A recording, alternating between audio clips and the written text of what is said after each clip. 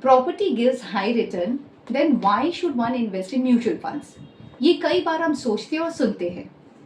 Yes, property gives you high return, but not as much as one can think. Also, जो holding period है property का वो बहुत ही ज़्यादा long होता है. अगर same equity funds को हम उतना long hold करें, तो equity funds can also beat the property returns. But now let's understand what are the pros and cons of investing into mutual funds or into property. Properties are generally illiquid, but mutual funds are relatively liquid. The amount is credited into your bank account within just 2 working days for most of the schemes. Properties can have legal issues, but mutual funds are actually free from it. And the most important, property involves a very high amount of investments, but into mutual fund, you can start as small as you want. Let's understand that why property actually gives high returns. Many investors feel that property gives very high returns. Usually they remember the cost price and the current value of the property.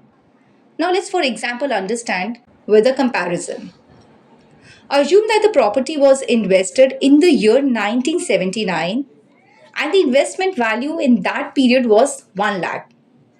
It's now 43 years. The current value is approximately 1 crore. In terms of return, it is only 11.30%. At the same time, let's understand how did the census work. The value remains same, 1 lakh rupees, and the year also it's the same, which is 1979, and the number of year for which it was invested is again say 43 years. The value of that 1 lakh is 5 crore 89 lakhs approximately.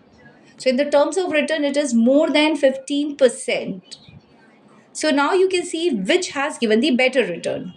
So choice is yours, whether you want to invest into property or into equity or Sensex.